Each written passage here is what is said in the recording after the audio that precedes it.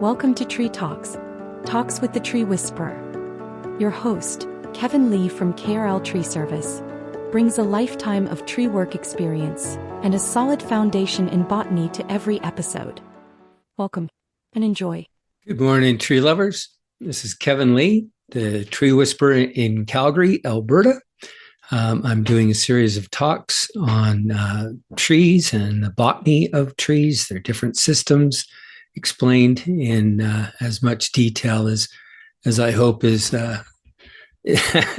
what you can take today. There's endless levels. I've tried to put some science into this and some vocabulary. That is the difficult part about reading botany texts. Botany is nothing less than learning a new language almost. That and taking the time to process what you've heard and learned and build mental models, I think is the best way of saying it. The idea that you could move in your mind inside some of these tiny spaces inside the cells and tissues inside trees is a really good thing. I encourage you to do that in whatever way that works for you. But try and build models. Excuse me. Try and build models where you can move inside the tree and take little journeys on these different systems. It is amazing in there. There's a lot of traffic and a lot of complexity. And if you've made it this far, I'm sure your love of plants and trees is as great as mine. That might be a tool that can help you.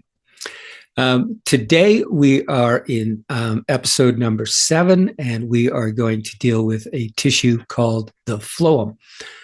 This is a complex tissue. It has a number of different cell types involved, a number of different positions. It's sometimes called a long-distance transport system. And it is the main main tool that trees and plants use to move the sugars that are made sometimes very high up in the crown, in the leaves themselves. And it is the system for distributing those sugars all the way through the trunk, through side branches, if needed, down into the root system, which is constantly hungry. Thinking of the phloem, we use a couple of major words.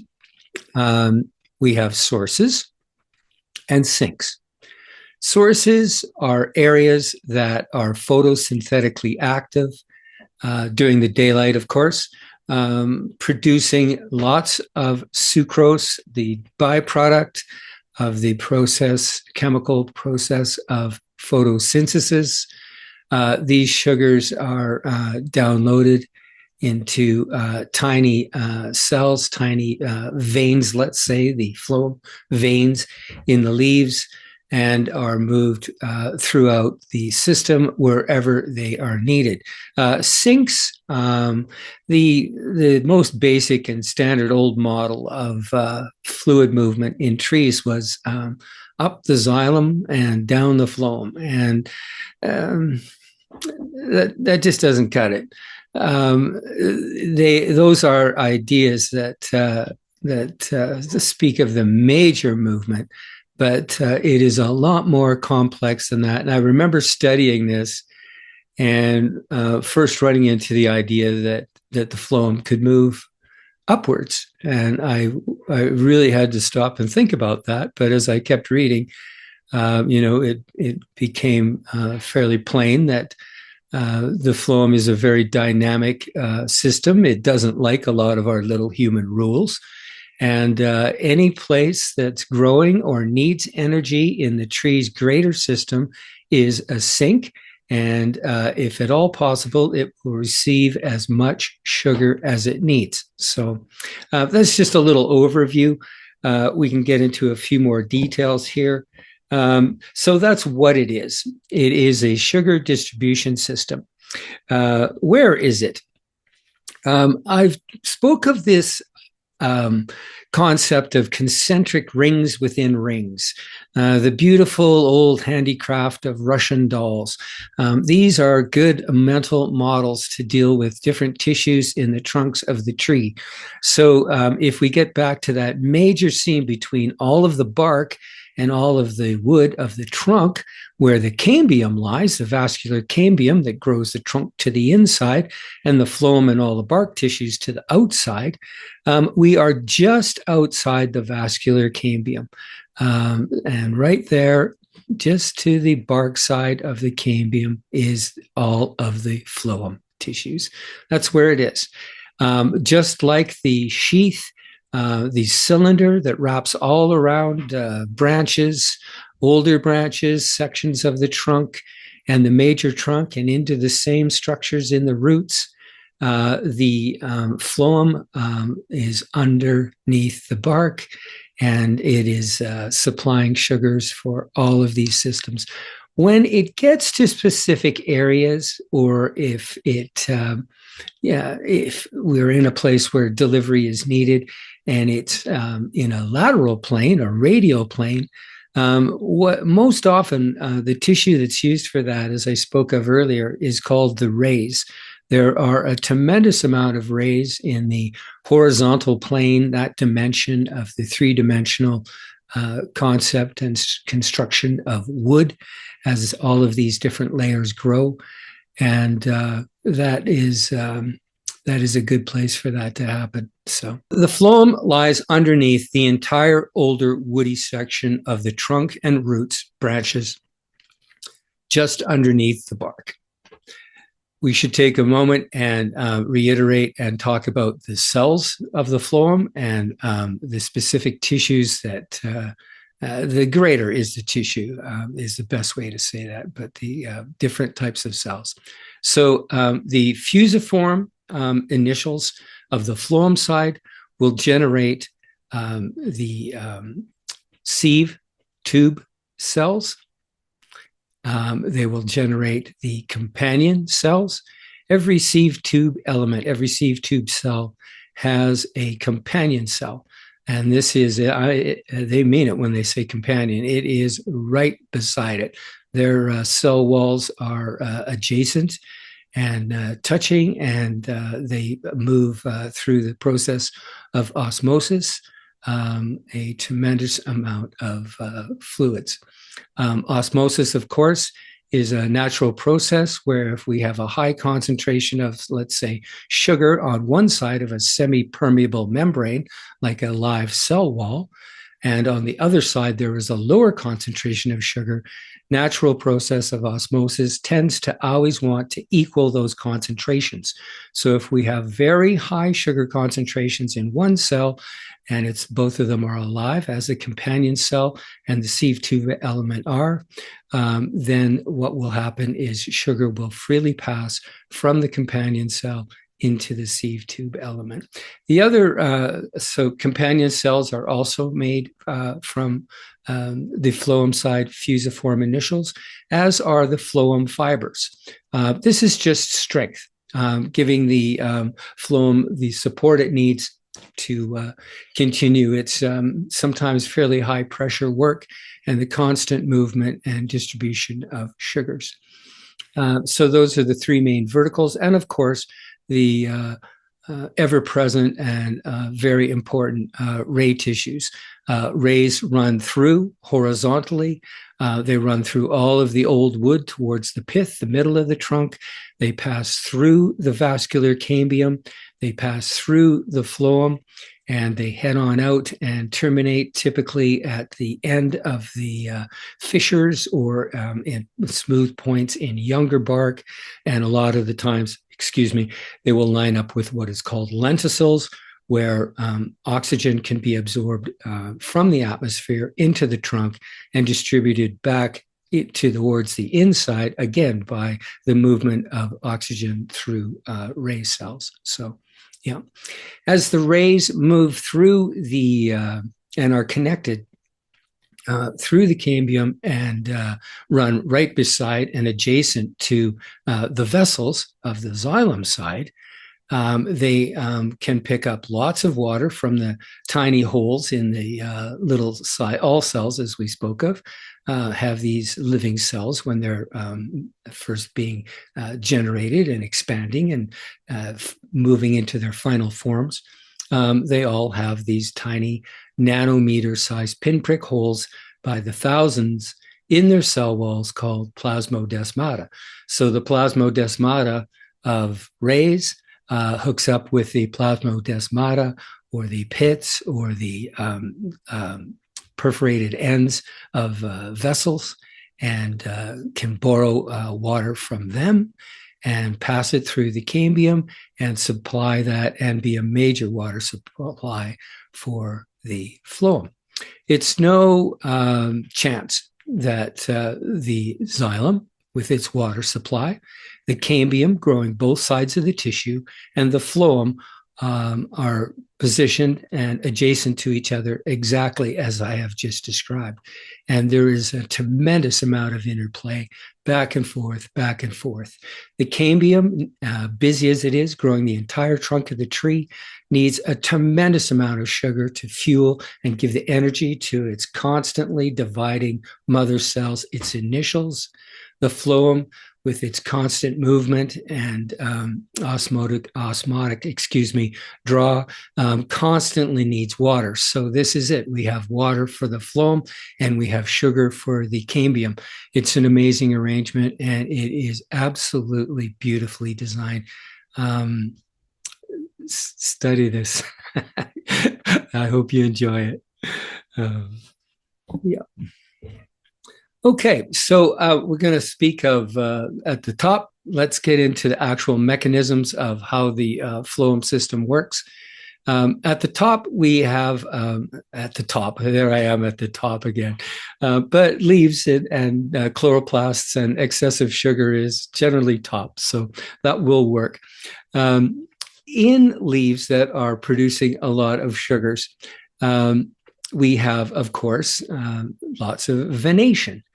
And what happens with excessive sugars is that they are downloaded into the sieve tube elements, STEs, of the tiny phloem veins in the leaves. Okay, so there is a constant demand. In a sense, the phloem tubes are very willing and very accepting of sugars. They, in a sense, need and will draw those sugars. The greater system below, in a sense, osmotically connected, works in a similar way to how the xylem transport works, where we have incredibly high negative water pressure with the evaporation of the leaves drawing water up. We have a nearly similar system with very low sugar solutions in sinks and very high at sources, and the phloem does its greater job to create a balance there and supply the sinks with as much sugars as they need. We'll return to the loading in the leaves in a second in the phloem veins, but a sink can be anything that needs energy. So, of course, the vascular cambium is a constant and steady sink. The root system below, constantly working hard, growing, absorbing, doing all of its amazing work. That is an expensive place. That is another constant draw, constant cost, a sink for sugars. But branch tips, if they're expanding rapidly, are also sinks.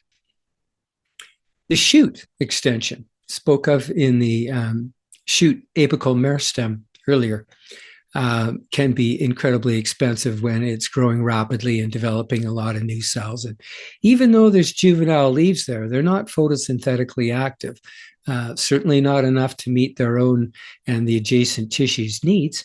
And so shoots can also be a tremendous sink. Fruit and flowers are sinks. So sinks are never constant other than the cambial activity and the root activity. And it just depends who's working, who's growing, who's spending and needs energy. And that is where that is how we think of sinks. So we have loading in the phloem tubes at just outside the chloroplasts, the green photosynthesizing cells inside the mesophyll, the inner tissue of the leaf. And what happens is the sugar is drawn into the sieve tube elements of the phloem and their companion cells, and of course their fibers.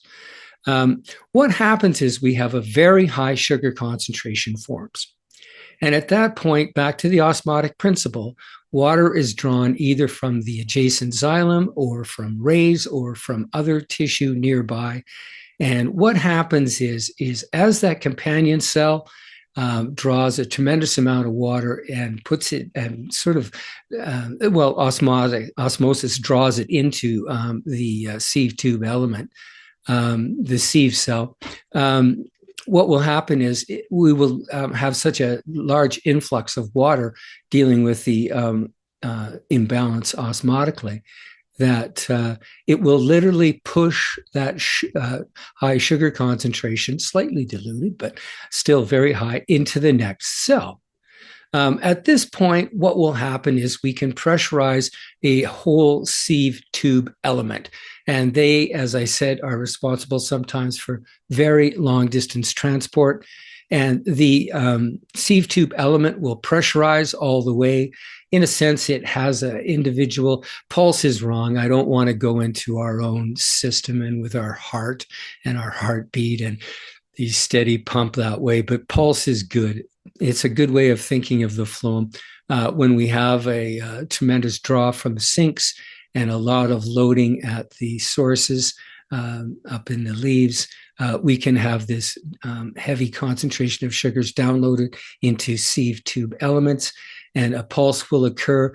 The greater sieve tube element or elements in that area will pressurize, and this system will deliver the sugars all the way to the sink that is awaiting their arrival. Once they arrive, that's called unloading. And at that point, the sugars are delivered to the necessary hungry tissues that, in a sense, put in their request for them.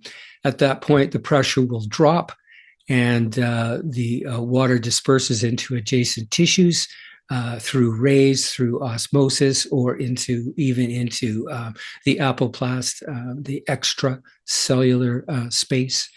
And that is a simple explanation of what is called the pressure flow hypothesis of the movement of sugars in the phloem. This amazing scientific principle was first created by a botanist called Ernst Munch in 1930.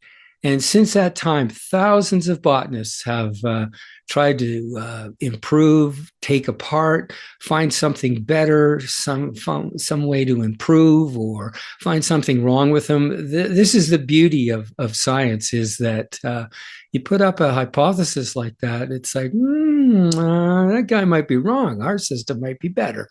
And this is not a negative thing. This keeps people on their toes. And there's just been a tremendous amount of work to disprove Ernst Munch's theory. And even to this day, nearly 100 years later, the pressure flow hypothesis stands. So that's a rough working model of how the phloem actually works. And it has to be alive. Osmosis does not occur in dead cells. So the whole concept of the living phloem, so sensitive and aware to what's going on in connection with so many of its adjacent and sometimes far away tissues. The phloem is also a great traveling route, highway, let's say, for hormones and communication signals within the tree. This is all stuff that you can study later on. I am not going to get into that kind of depth in our talks here. So, yeah. I have dug up a little bit of flow rates. I don't want you to think that this is some sort of speedy operation that happens just like when we throw a light switch. It has to move cell by untold thousands of cells. There is a lot of resistance. The tree system, as I've mentioned so many times, I've used that word sieve. It is a tight sieve. The phloem is a tight sieve, and the rays are a tight sieve-like apparatus connected with the phloem. And even though we can move a tremendous amount of fluids, it takes time, and there are very high pressures sometimes. So here's some numbers I've jotted down. Flow rates can be 20 centimeters an hour in a pine tree. Similar numbers would be good in other conifers. We have something like 30 to 70 centimeters an hour in dicots or angiosperms, or again, another word, broadleaf trees. So as you can see, it can take some time. Just to a little bit of comparison, thinking about xylem rates, the giant redwoods in Northern California have always been just a really intriguing place for lots of people to study many things. And engineers even are drawn to these trees, and the amazing ability of the redwood to draw up waters for 400 feet. This is no small feat. What they do is they put dye into the roots, and they can track it as it moves through. So they inject dyes into the trunk of the tree, sometimes with radioactive tracers. And it was found that the xylem flow in a redwood can be as much as 40 feet a day. So from the initial draw in the root system in the forest floor to getting the water to the final leaves up at the top could be a 10-day process. So it just gives you some idea. Let's just put the brakes on. We would like to think that these systems move as quickly as we do, or the whole idea of throwing a light switch, which is not reasonable. But so those are some numbers that work. So I wanted to thank you for some patience, your patience. That's about all I have to say about the phloem today. That takes care of most of our technical talks. There are 3 left, at least 3. I might throw in another one, odds and ends, and pick up a few lost or dropped details in an 11th episode. But this is number 7. 8 will be leaves. 9 will be the stem. These are the greater look at these whole very complex mega tissues. And of course, number 10, the third one, will be the root system. I wanted to thank you for your time and for listening in again today. And I will see you soon in another episode. Thank you very much.